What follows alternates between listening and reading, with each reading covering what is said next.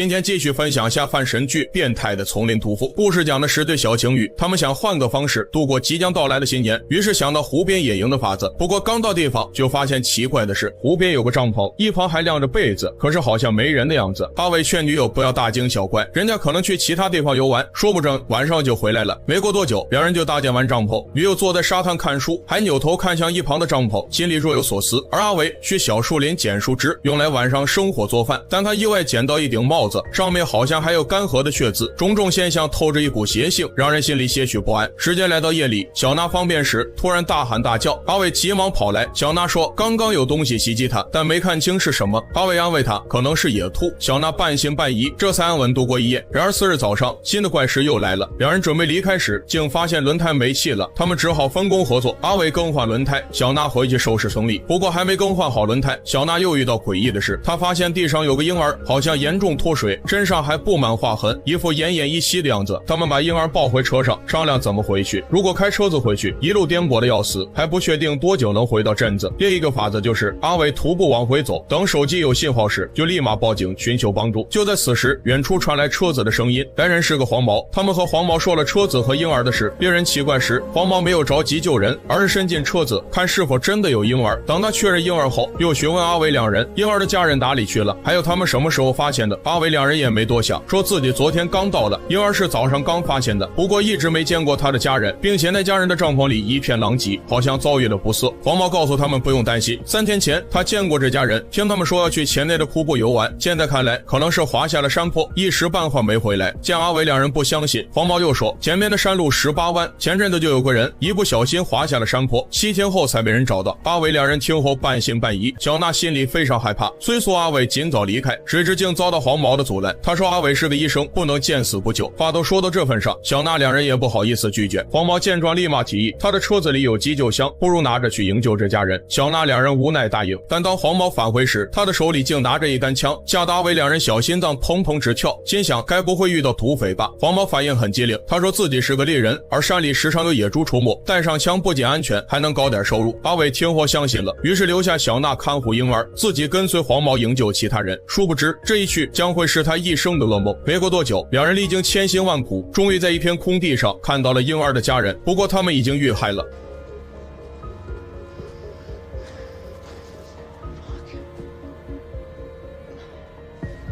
阿伟查看后确认他们已经死亡，于是想拉着黄毛返回，立马向警方报警求助。可黄毛却奇怪地说，地上是婴儿的父亲和姐姐，却没有他的妈妈，说不定可能还活着，我们不能丢下他。阿伟信以为真，跟着黄毛寻找起来。他们顺着地上的血渍，果然找到一个女人。阿伟急忙上前查看，发现女人不仅有枪伤，还严重缺水，如果不及时救治，肯定必死无疑。然而让人万万没想到，黄毛非但没帮忙救人，还举枪射杀了女人。射杀女人后，黄毛这才说出事情的来龙去脉。早在3天前，小美一家4口来湖边露营，目的就是为了治疗小美做噩梦的毛病。医生建议多亲近大自然，疗效会更好。时间来到2天前，小美的父母准备去不远处的瀑布游玩，小美死活不愿去，父母只好让她留守营地。然而等父母走后，小美感觉营地附近有东西出没，于是跑进车里，并且还反锁了车门，听着歌曲昏昏睡去。等她醒来时，发现竟有个猥琐男趴在窗前。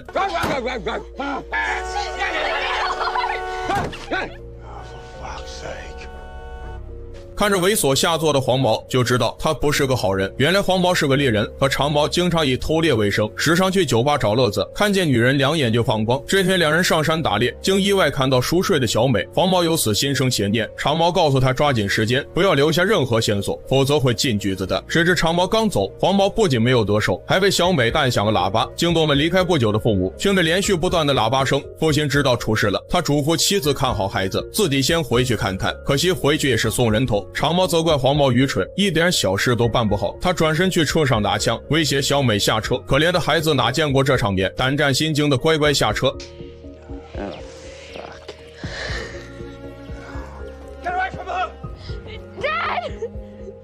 母亲放心不下，他回到营地安置好宝宝后，毅然向车子方向跑去。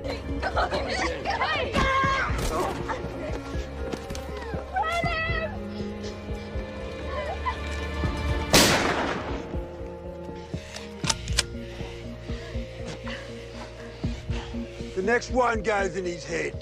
面对长毛的威胁，小美没有继续逃跑。不出意外的话，一家3口被绑了起来。长毛知道这里不安全，于是押着3人往林子走去。画面一转，两人快乐之后，竟发现他们还有个婴儿。长毛深知斩草除根的道理，于是逼问母亲孩子在哪。母亲打死也不说，因此惹怒了长毛。一气之下，长毛把他铐在一棵树上，还在丈夫头上放置一个饮料瓶，好让黄毛练习枪法。可惜不等黄毛开枪，丈夫就吓得浑身颤抖，饮料瓶也随着掉落。黄毛兽性大发，直接爆了丈夫的头。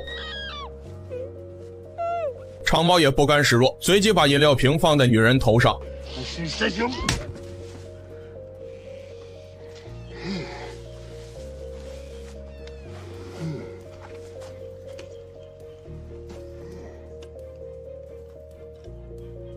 长毛举枪射击，可惜没有打中。反观黄毛一枪命中，长毛很不服气，他让黄毛过去摆放饮料瓶，好让两人平局。不过长毛这次瞄的不是饮料瓶，而是女人。等杀死一家3口后，长毛两人并没停手，而是把魔爪伸向了婴儿。好在小家伙命大，他饿醒后到处寻找妈妈，因此逃过一劫。时间回到现在，黄毛告诉阿伟真相后，并没打算杀掉他，而是准备让他亲眼目睹女友是被怎样玩弄的。阿伟听后奋起反抗，一把推开黄毛，撒腿就逃着夭夭，不给黄毛开枪的机会。就在同一时间，小娜看到有车过来，谁知来人正是长毛。他不听小娜说些什么，径直从车里掏出一杆猎枪，吓得小娜急忙钻回车里。长毛并没停手。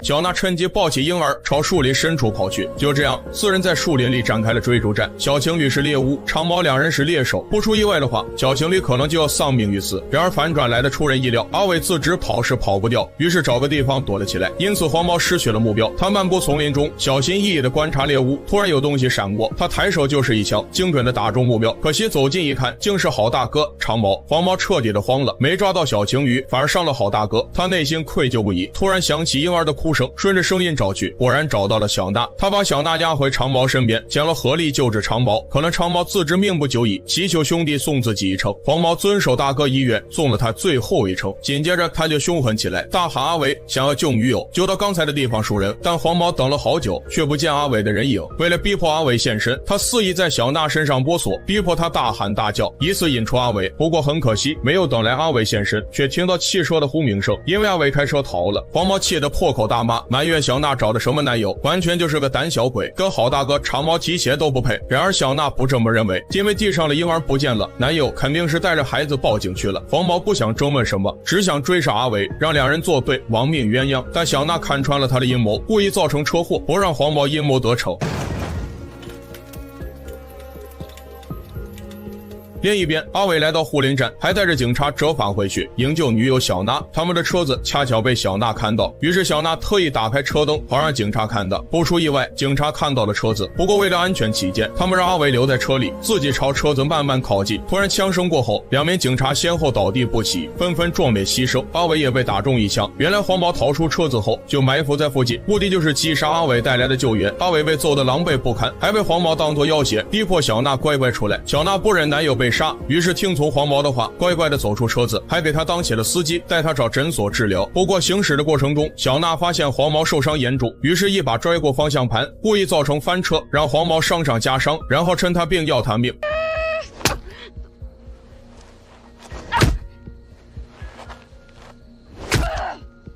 好了，今天的故事到这里也就结束了，咱们下期再见。